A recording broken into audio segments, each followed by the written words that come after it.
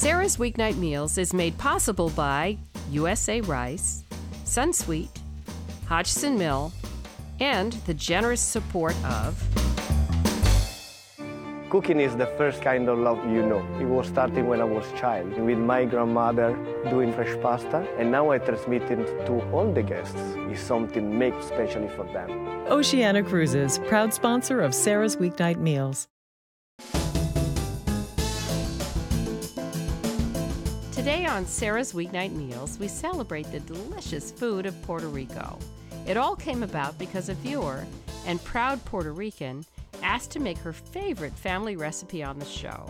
It's a very traditional Puerto Rican dish. It's called Arroz con Gandules. Boy, that looks so good. Look at all that stuff in there.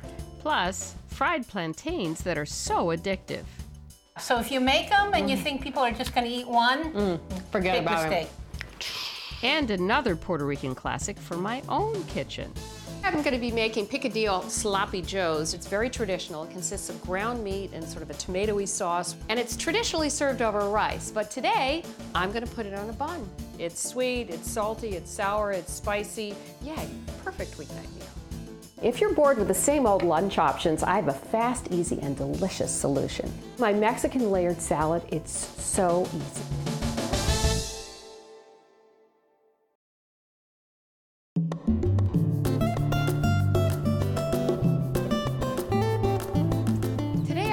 Making Picadillo sloppy joes.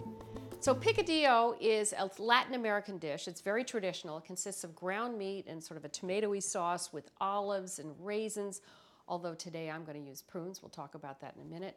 And it's traditionally served over rice, but today I'm going to put it on a bun. We're going to make it into a sandwich. Okay, I'm going to start by chopping my onion and getting it in the pan. Onion gives it great depth of flavor.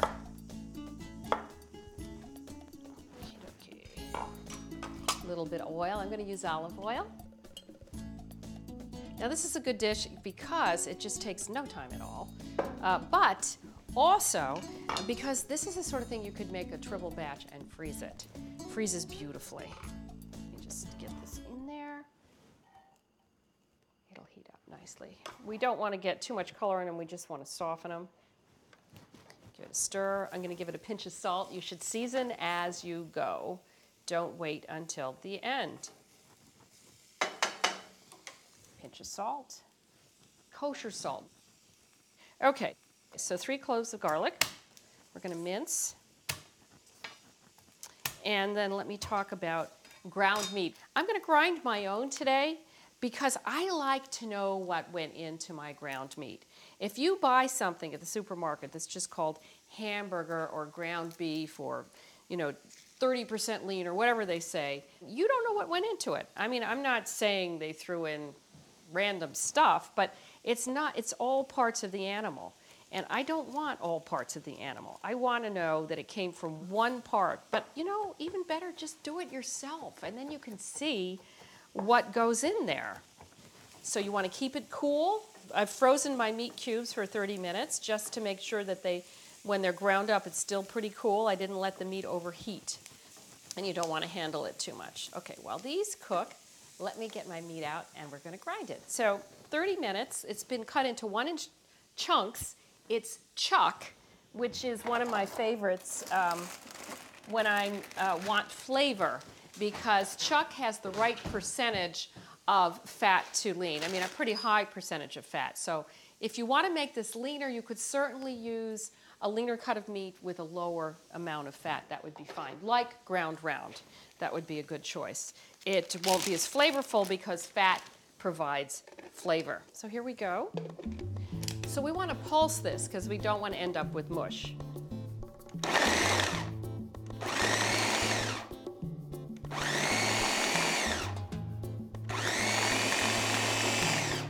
Now let me see what I've got.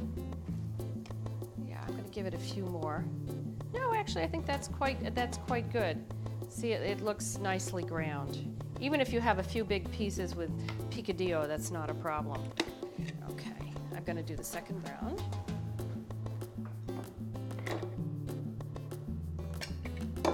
The double blades in this machine really help to grind it up evenly.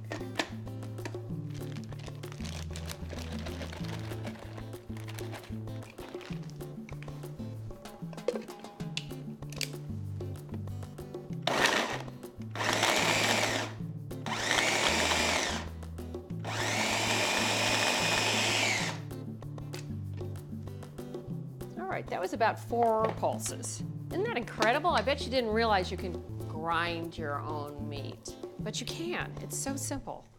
All right, into here. And let me add my garlic to the onions and rinse my hands. Give this a quick stir.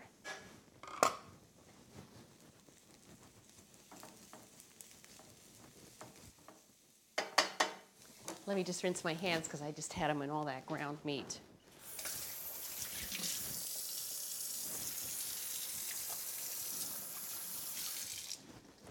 All right, so I'm going to turn up the heat under the pan because we want to get this cooked pretty quickly. We don't want it to steam, we want it to saute. There I got my hands all hamburgery again, so I'm just rinse it off. And we're going to stir that up and let it cook. So this will just take a few minutes to get some color on it.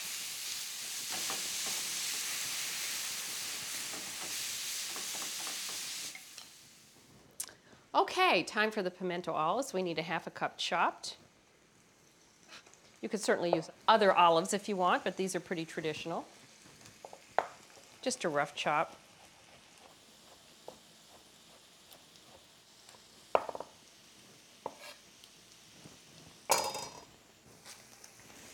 Okay, and then we're going to add a cup of water, which I'm just going to get from the sink.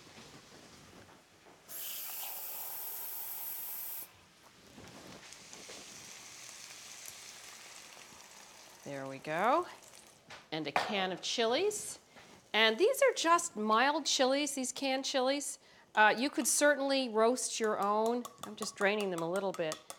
And I'm going to press down a little bit. You could roast your own chilies, you know, serranos, jalapenos, poblanos, if you wanted a little more heat. And then we're going to add 1 cup of chili sauce. And I know this is just about a cup right there. And that's it for a few minutes. We just want to let this simmer for about 15 minutes. We want all those flavors to come together. This is delicious right off the bat, but it would be even better if you could let it sit overnight. All right, now I'm going to chop some prunes. Now we all know that prunes are good for our digestive health. You know, people joke about it, but hey, that is no joke. It's important. And that's because they're very high in fiber. But I've recently learned some other things about prunes that I didn't know, and this one is for us, ladies, you and me. It's very good for bone health because they are high in potassium. So this is something you might want to start adding to your diet. Plus, prunes are low on the glycemic index, and what that means is that when you eat prunes, yeah, they're sweet. So you say, oh my God, quick energy. It's not quick energy, it's energy that stays with you. So you eat them and you feel energetic for quite a while. So these guys just get chopped. You can also buy them chopped, which I highly recommend for something like this because they are a bit sticky, but that wasn't so hard. Okay, so in they go. And we're going to simmer this for about 15 minutes.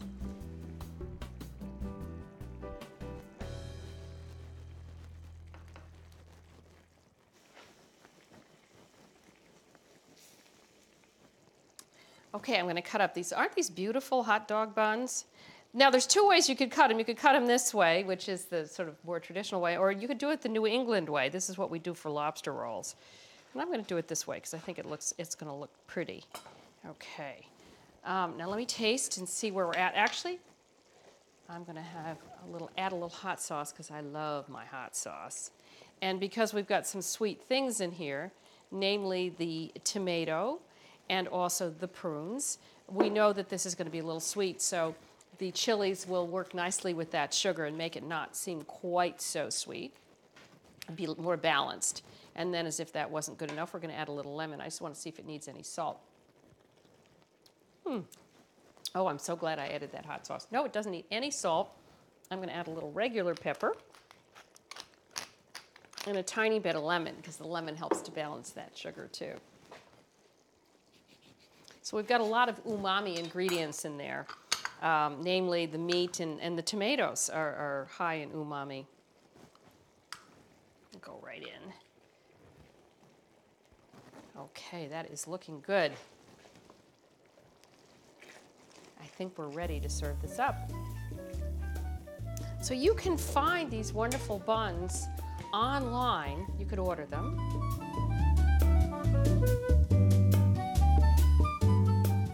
They're just really wonderful, or you could just use your regular supermarket. Wow, doesn't that look fantastic? I mean, really, you saw how quick that was. This has got everything going for it. It's sweet, it's salty, it's sour, it's spicy, it's yummy, it's dinner, it's a sandwich. Yay, perfect weeknight meal.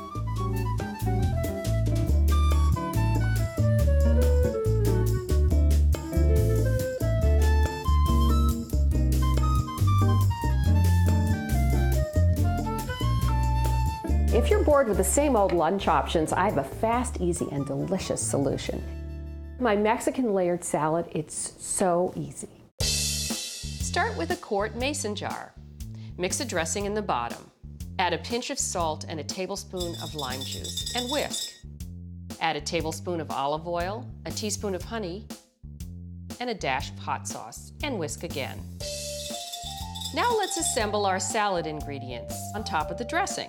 About a quarter cup each of black beans, corn kernels, shredded rotisserie chicken, guacamole, chopped tomato, and shredded romaine. I like a little crunch on top, like crushed tortilla chips, but they'll get soggy if I store them with the salad, so here's a trick from smartschoolhouse.com. Empty a lunch-size applesauce container. Fill it with crushed tortilla chips. Cover it with a metal lid from the mason jar, invert it onto the jar, and screw the ring on top to secure it. The chips stay dry and crispy until you're ready to eat. Pretty cool, right?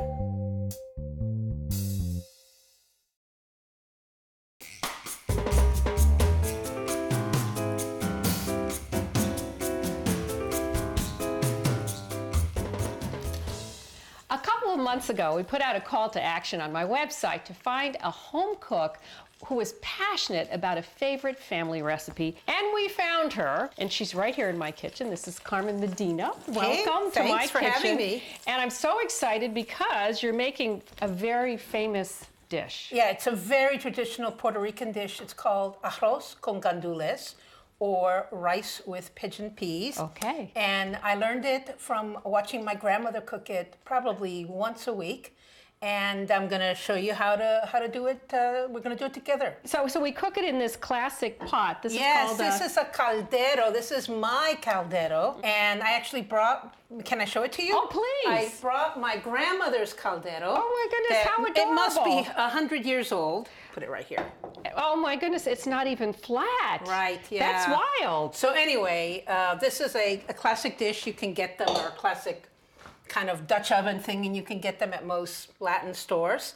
So you've been doing the pork. The pork. Okay. And you don't have to use pork in this dish. You can make it vegetarian, and I often do. I just eliminate all the meat product, and then it's actually a vegan thing. But right now I'm chopping up this pancetta. I'm the world's worst chopper. So I used to work at the CIA, I have to confess. The real CIA? Well, I don't know what you think don't look is. like a spy. You don't think, well, that's what people always tell me. One of the people who worked for me was a great amateur cook. She got tired of the CIA and quit and went to school at the other CIA. My alma mater, the Culinary Institute of America. And she is constantly criticizing my cutting techniques, and so it's pretty much hopeless. You did just fine. So what we're going to do with the pancetta, and we're going to just let it sit there for a while so that it renders a little bit. And now we're going to add a little bit of oil. We've got regular olive oil, but what we also have is... Wow, look at the color on that. Annatto oil. Which are these guys, right? Exactly, and they're so easy to make. You just put the seeds in the olive oil, and you render it until the oil gets like the color, low heat until the oil just begins to simmer. And then just strain it out. And it helps give color and a little bit of peppery flavor. I'm just going to mention that was about a half a pound of pork. Yes. And about an ounce of pancetta. And I'm going to put in a little extra olive oil, although I think we've got a lot of great oil in there. Okie doke. And now what we're going to do is add the ingredients for the sofrito. Now, do you know what sofrito is? I do, but I want to hear it from you. Okay, well, sofrito is the base for all Latin, Caribbean cooking. So we're going to add half a cup of onion. So we're going to put in half a cup of peppers, right? And then the garlic. People could use different kinds of spicier pepper to give it more of a kick. 3 cloves of garlic. Okay. Again, to taste. My taste is garlicky. I love garlic. Okay. We're going to put some oregano. Yes. About, I'd say maybe a tablespoon. And now we're going to add the secret ingredient, my culantro plant. And it adds a wonderful, I don't know, herbaceous quality. Is this related to cilantro? They're in the same general family. So I'm going to let you chop. So just do You the can old do them just like bay leaves. chiffonade. Yeah, yeah. Okay. So, but I have to ask you, since you've said that it's not easy to get culantro, what can you use in its place? Well, you can use cilantro in its place. Absolutely. Okay. Now we're going to put the rice in the pot and we're going to mix it up with this sofrito so that the rice gets a little more intense flavoring. Okay, and how many cups? 2 cups. 2 cups. And we're using medium grain rice? Medium grain, and the actual size of the rice affects how it cooks, right? Its starchiness, how much it stays apart. So All right, we'll stir that up. Before we add any water, we're going to give it a stir. So I think it's... Let it sit. They've gotten happy together, so now we can add the water. Okay. How much water? So let's just cover the rice. What do you think, boss? More? Yes, because we're also going to add the pigeon peas. So put all of that in there. Should I get a little more just in case? Yes. Let's add the pigeon peas first. Okay. And let's get a scent. Okay. And pigeon peas, also known as gandules. Here we go. The last I understand they're very nutritious. They are. They're great protein. That's one of the reasons why this makes a great vegetarian dish because we've got a lot of protein. Great protein in there. So if you could add the capers. Couple tablespoons? Yeah, a couple of tablespoons of capers. I love capers. I'm just going to roughly chop this. And by the way, you do want pimento stuffed olives yes. because the pimentos are a classic ingredient in Spanish cooking. So give it a stir? Yeah, we're going to give it a good stir. Here, you go ahead. You be the stirmeister. I'm going to be the stirmeister. Boy, that looks so good. Look at all that stuff in there. And now we're going to add a little bit of that tomato sauce in there. Okay, here we go. And how much of this do we want? I'd say at least half the can. At least half the can. Okay, very scientific. Good. Just regular tomato sauce. Right, regular tomato sauce, right? I'm just going to add just a little bit of salt. Now, what we're going to do is mound it up. Now this is interesting, this mountain part. This is new to me. And you can see, by the way, we're getting a crust. That we're getting the crust at the bottom, which is, of course, highly prized. That's the best part of the rice. We call it the pegao, P-E-G-A-O, which means stuck, the stuck part. Oh, so we have it on a fancy. medium heat, and now we're going to cover it. Okay. And we're going to check it again in about 10 minutes. So it's about 10 minutes, and I think we should check to see how it's coming along. Ooh. And it's looking pretty well. It's looking dry, right? I mean, like it's not moist. This would be now the time to get the pork. This already feels so substantial. Now the pork was mostly done. We browned it, and now it's going to finish off beautifully with the rice. Give it that final layer of flavor. Should I stir it? Yeah, I would. Yeah. Do I want to scrape up anything from the bottom? Not really. Just leave it there. We're going to scrape the bottom eventually. But not right now. Not right now. Look at that. That is, my grandmother would be proud. Oh, I love that sound. Oh, that reminds you of grandmother. My grandmother. Okay, so now we're going to put this back, the lid back on? We're going to put the lid back on. And we can lower the heat to low. All right, so we'll get ready to do the... Tostones. We're going to fry ourselves some green plantain. Wonderful. Okay. Well, we need to heat some oil, and this is just a canola oil. Say when. Whatever. Let's see, a little more. Good. Okay. So now let's get that heated up. And tostones are a very common accompaniment to Puerto Rican food. It's like a finger food and salty, and it goes very well with arroz con gandules. Very traditional. There are 3 types of plantains here. We're going to use the green one because we want that starchy saltiness. These are very ripe and they're used for sweet, almost dessert-like dishes. And then this middle one, you could make tostones with it, and it just gets a sweeter flavor. Now, we've established that my knife skills are horrible, so I am going to let you do it. So we cut off both ends? Because I understand these are very hard to peel. And the less ripe they are, the harder they are to peel. And, okay. So we're going to score it. Absolutely. A couple spots, and then we just hopefully can peel it off easily. Hopefully it'll peel off well. All right, so. Let's see. Wow, this is really fun. Boy, that is great. So show me about how you want to slice them. So what I want to slice them is at a diagonal, and between a 1/2 inch and an inch thick. So we'll just kind of slice them like that. Okay. All right. So now we're just going to drop them in. Yeah. Very okay. Good. See the bubbles on the side. And it needs about 3 minutes per side. So I'm now going to cut up our avocado. Because that's what we're going to eat with the rice. Right. And we want this in slices, correct? Is that right? Yes. Slices. So lengthwise. Okay. Right. Oh, beautiful avocado. Yay. You see the pit just comes right off. And we're almost ready to take the plantain, the tostones out and squish them. Okay.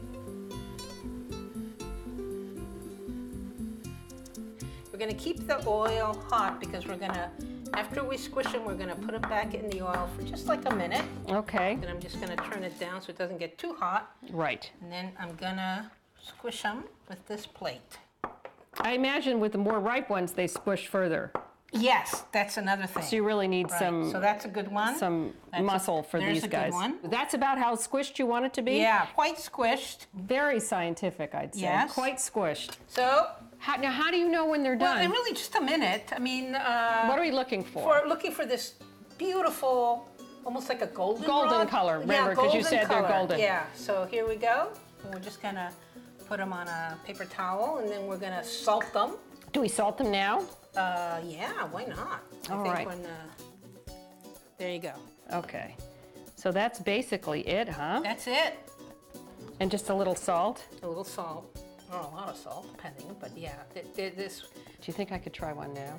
It's going to be hot. I don't care. Okay. Mmm! Oh, that is so good. Oh, this is so good. Okay, let me try one. Yummy. Mmm. Did we do good? Oh, those are we a really good team? Mmm. Okay. Well, we need to plate this up.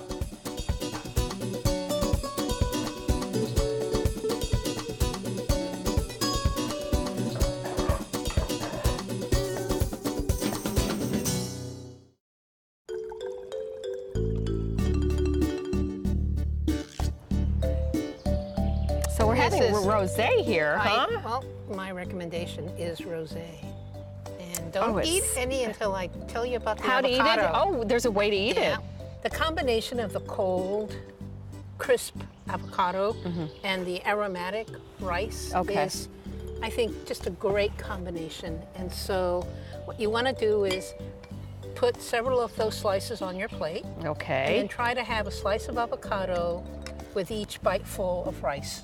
And if you think about it, this is a principle in Japanese cuisine where they combine avocado and rice together all the time, right? And it's just a very good combination. I really enjoy it. I see why. Oh, you gave me some of the crispy bits. Oh, well, yes. Thank you. You're welcome. Oh, that was very generous They're the best. Oh, those are so yummy. I'm gonna have to make those for my kids. Yeah. And the husband,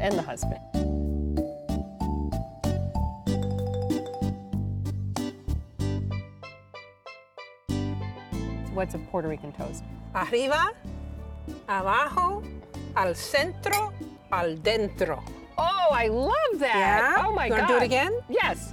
Arriba, abajo, al centro, al dentro. Dentro. Okay. Oh. Brilliant. All right. All right. Are we supposed to eat? Can I eat this with my hand? Yeah. Finger food. Okay. Oh, I always say the reason I do this show is because I like to teach. Well, today the teacher just got schooled. I learned a new Puerto Rican dish to add to my repertoire, and I made a new friend in the process. When I cook with viewers like you, I really mean it when I say, thanks for watching.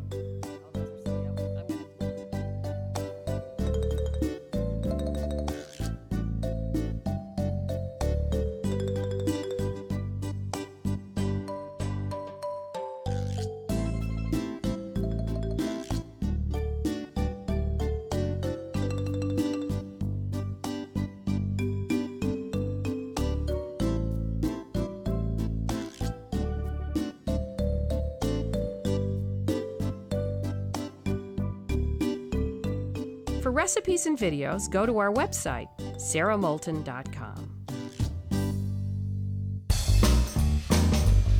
Sara's Weeknight Meals is made possible by USA Rice, Sunsweet, Hodgson Mill, and the generous support of... Cooking is the first kind of love you know. It was starting when I was a child, with my grandmother doing fresh pasta, and now I transmit it to all the guests. It's something made specially for them. Oceana Cruises, proud sponsor of Sara's Weeknight Meals.